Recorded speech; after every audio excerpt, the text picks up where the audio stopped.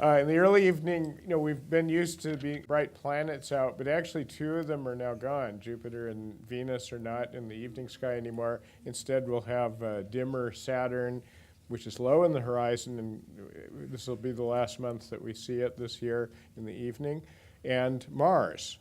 Now, Mars is interesting. You see in the left-hand picture, there's kind of a streak on the left-hand edge here. That's Arisa Mons, which is a volcano on Mars, and the streak got in the news.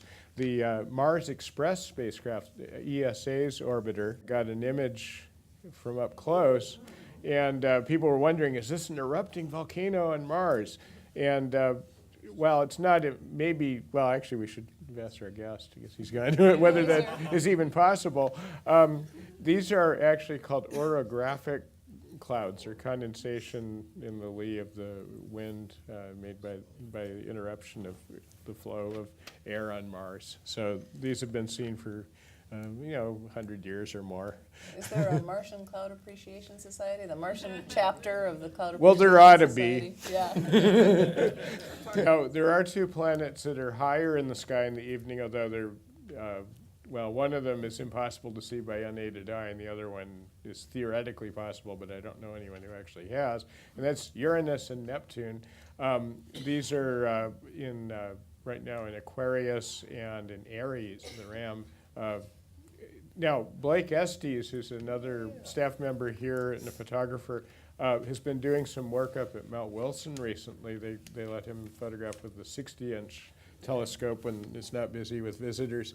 And he actually got a two-frame movie here that shows a big storm on Uranus. This is using infrared light. You probably wouldn't see this visually.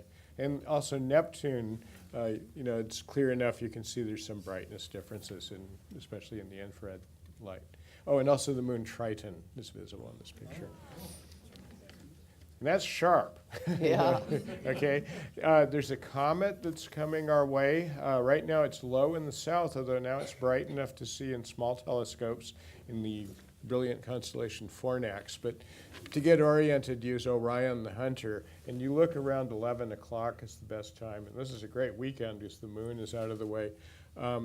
It's actually coming kind of straight towards us, so it's not moving much in the sky. But towards the end of the month, it'll start moving north quickly. Best view will be in December when we might see it by unaided eye. But I'll tell you more about that in December. And here's a recent picture of it. This is a tiny comet. It normally doesn't get much attention, but it's going to come very close to the Earth, so we'll get a good view of it. I don't remember exactly how many million miles. It's like less than 10 million, I think. And so even though it's small, it should look possibly impressive, at least in photographs. Finally, before dawn, there's not a lot going on in terms of planets, but we see Orion. And rising in the morning, at least after midnight, you'll see Leo the Lion. And this time of year is when we expect the Leonids. Now, that's usually around the 17th of the month. Let's see what the moon's doing. Well, the moon will be a waxing gibbous, which means it sets after midnight, but before dawn. So there is some time to see a dark sky. And that's good because the Leonids are best before dawn.